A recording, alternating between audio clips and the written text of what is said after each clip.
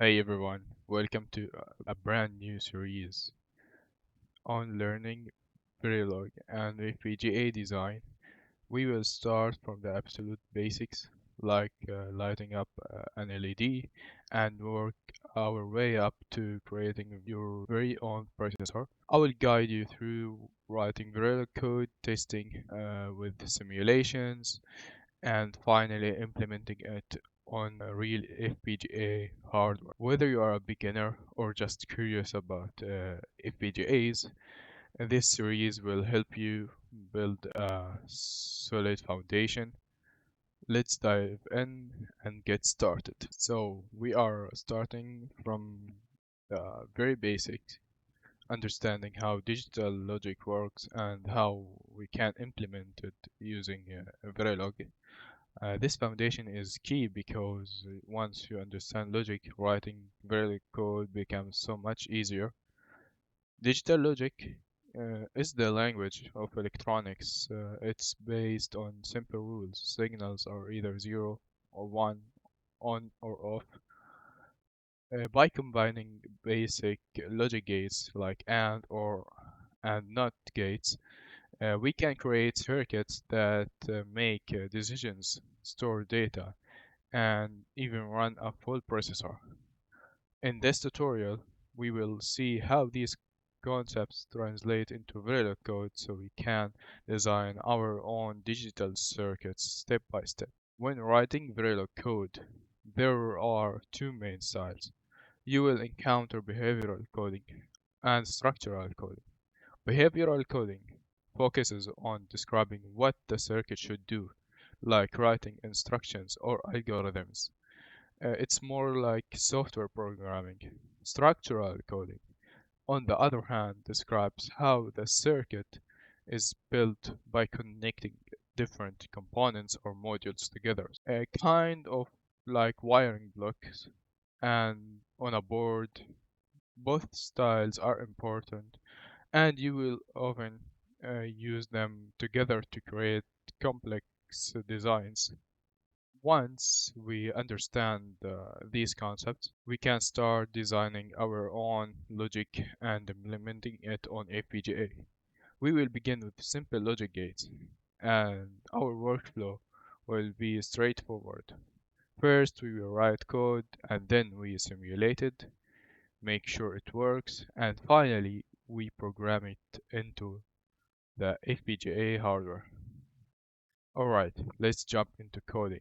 We will start by writing Verilog code for basic logic gates like AND or and NOT, and I will explain how each one works as we go. This is where everything we have discussed so far comes to life. Alright guys, now we are going to continue with the tutorial. Uh, First of all, I'm going to use Quartus Prime 18.1 Lite Edition, and I'm going to use Model Sim for as a simulation tool, and I'm going to use Visual Studio Code as a text editor. Now we open Quartus Prime, and we will make a new project. Here we have the starting windows of Quartus Prime. We will create a new project from here. Click on New Project Wizard, and then just hit Next. We will select the directory of this project, and the project name will be intro as well. Okay, here just keep it as a empty project. Hit Next, and then on this window, we are going to pick our board that we are using. For my case, I'm using the DE10 standard board. This is the name, the board I have. You can find it on the box or the website. Just click on it and then next. Now we will pick our simulation tool from here, which is Model Sim. Make sure it is Verilog HDL unless you are using a different hardware language like VHDL or System Verilog, but for us, for our case, it's Verilog HDL. Hit next and then finish. Here's the Windows now. We will create a new file. We click here and then we will add a Verilog HDL file like this, and make sure that the main module of this project of this file be matching with the name of our project, which is intro. And we will make and, or, and not gates. Uh, and we are going to use 3 buttons and 3 LEDs on our board, which is the we have like 3 inputs and 3 outputs. 3 outputs, one for AND gate and other for OR gate and the other for NOT gate. Okay, to define that, we have you just say like input, uh, sorry, input. You give it. We have 3 buttons, so it's like a vector here. So 2 to 0, which is we have switch number 0, switch number 1, switch number 2. Okay, just name it switch like this, SW, and then comma, and then you have an output. You have, I mean, 3 outputs. Output, we do the same LED. Okay,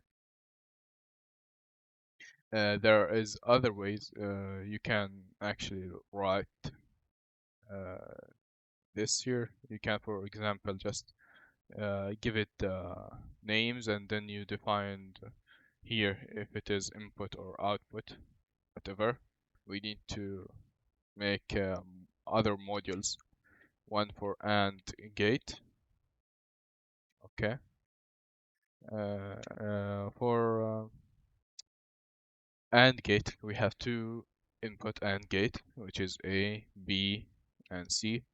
I will just like show how you can write this thing in a different way. You can just give it the names here, and then here you define if it is input or output.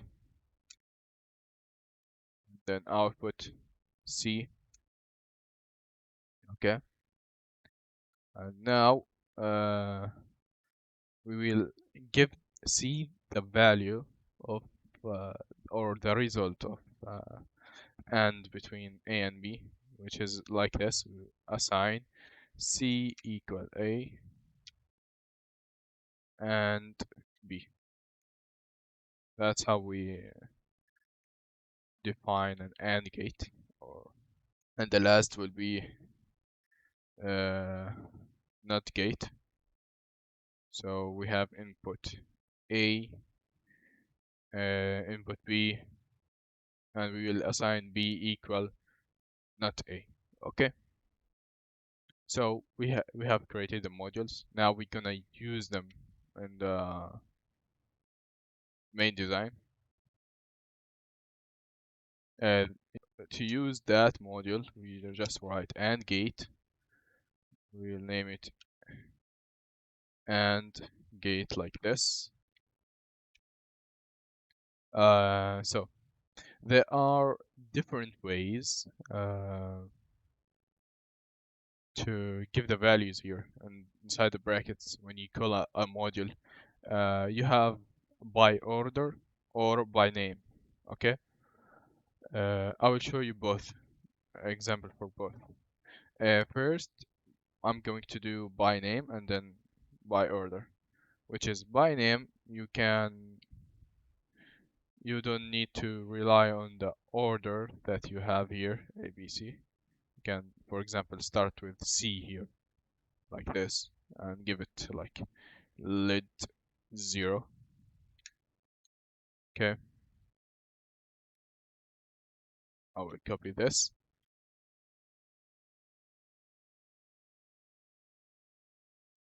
Okay.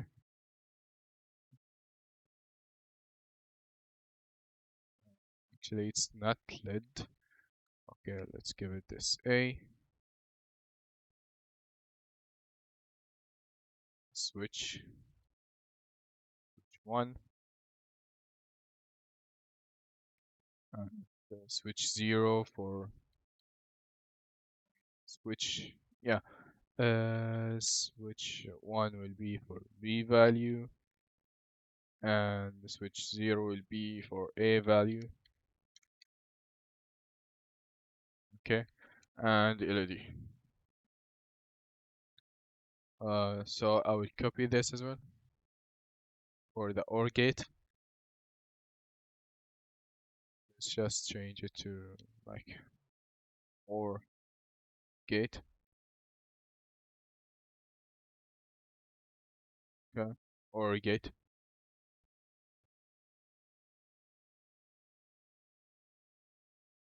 Uh, but it will be a different LED. So we have the same input for both, but a different LED, so we can show like a result uh, on for and OR gate while we having like the same input. And last will be our NOT gate, which is now I'm gonna use the by order method or way, which is you need to just like give it the value. I mean, give it the input here. Uh, and if you're not naming it like this, dot and then the name of the input or output, you have to do it by order. So if you, for example, put right here like LED and then switch, it will give you a compile error and tells you giving it wrong. You giving it an output while it's an input. So yeah, when by order you have to do when you're using by order way, you have to do it by order and not messing it up. But when you do it by name, the order is not it's not the same case with it. You don't care about the order, you care about the name. You just make sure that, for example, A is an input, you give it an input, or it's an output, you give it an output. And for the last output, it will be lid 2, which is the third lid, and switch 2. This is for the only like made it for not gate, so we can just test it, that not gate. All right. Now our code is ready. Set analysis right here. Okay, our analysis is done. To simulate the design and verify it is working before we head to the implementation and programming the FPGA. You go to tools right here and then run simulation tool, RTL simulation. All right then. Here we will give the input manually without writing a test bench because it's a simple module here we have, not really complicated that we need a test bench, but of course I will tell you how to write your own test bench and verify your design without making the inputs manually, because in the future, like you might have like a design that have many inputs, and you need like to you won't be able to do that manually. So let's give it to give it a value manually. You see here you have a switch. Right click on that and then fourth. So just to note that this is from right to left. So this is the first bit, and this is the last bit. Okay. For A, we'll give it 0. For B, 1, and for the switch to it will be 0. Okay. We can see the input here. Let's zoom full. Here we do have our input, and output we got. The first LED is 0, which is that's how the AND gate works. 0 and 1 is 0, and the lid 1 is 1, uh, which is the OR gate result. 0 1, 0 or 1 is 1, and the NOT gate is 0, and you see it got inverted. We can try like different values. For example, let's just give it this 0 and give this 1. So we are supposed to get all zeros, as we can see. Or let's just try like all ones. Now let's see what we get. We got the AND result 1, the OR result 1, and the NOT gate result 0.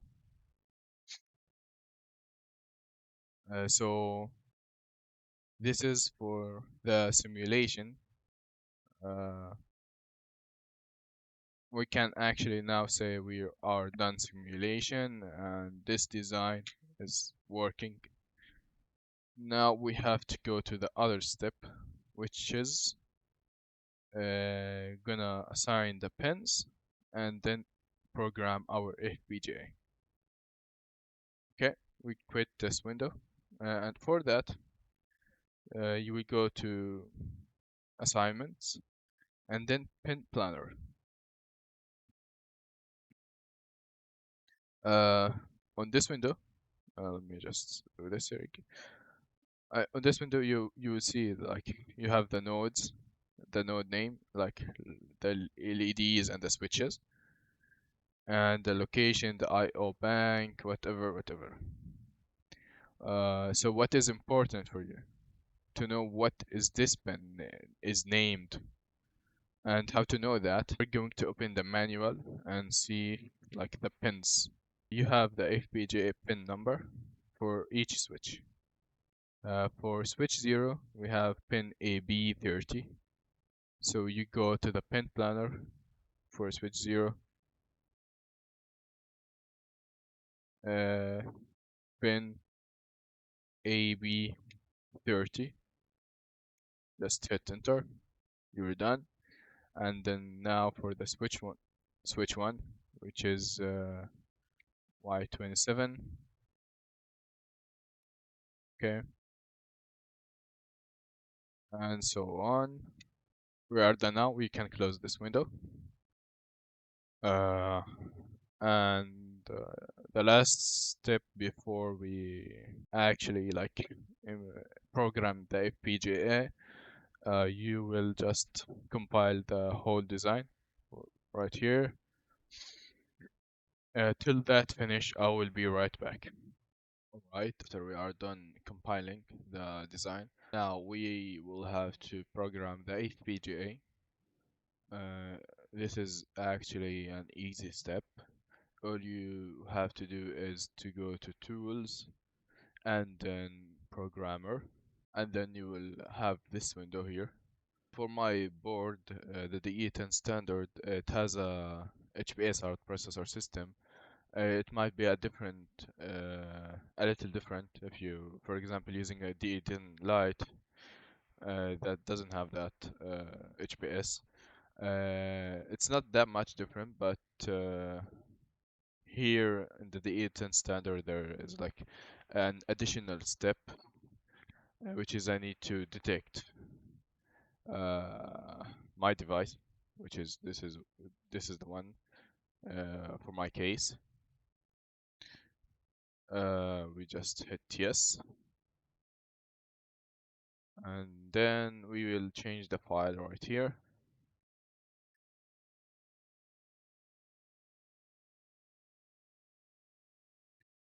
We got output file. We need the SOF.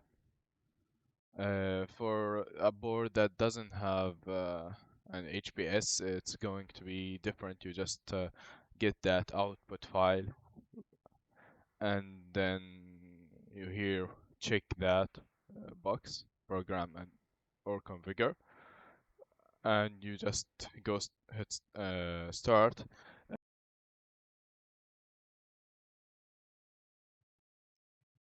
All right. Now we are going to test the design on the FPGA after we have programmed it. So, as I mentioned, that the first two switches are going to be A and B, and the switch number two is going to be for the inverter. As well, the first LED will be for AND gate, the second one will be for OR gate, and the last one, or the third here, is going to be for the NOT gate. To start testing out, let's test the AND gate first. For our input for now is 0, 0, and the first LED is off, which means it's a logic 0 output. And now we will try to switch one of the switches to 1. For example, let's try this. We, as you see here, the first LED stayed 0, but the second LED is now on, which is mean logic 1. That's the OR gate here. I'll try like switching these in different way. It's still the same result for both LEDs.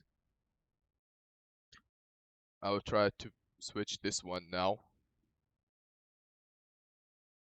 Here we go. Uh, both inputs are 1, and now the first LED is giving us 1, and this means that the AND gate and OR gate are working. Now we will test the inverter. For beginning, we have the switch on set to 0, and the LED is on, which is mean 1, which means the signal has been inverted already. It's a good sign. Now let's switch that to 1. Well, the third LED is now off, which means logic 0 result. Our Verilog code is working on the FPGA. We have implemented it right. That's it for today's tutorial. We have learned how to write and understand basic logic gates in Verilog, and so how we can simulate them before moving on to real FPGA hardware. If you found this helpful, give it a like and consider subscribing to ChipCraft for more FPGA tutorials and projects. Got any questions or topics that you would like me to cover? Drop them in the comments. I would love to hear from you. Thanks for watching, and I will see you in the next one.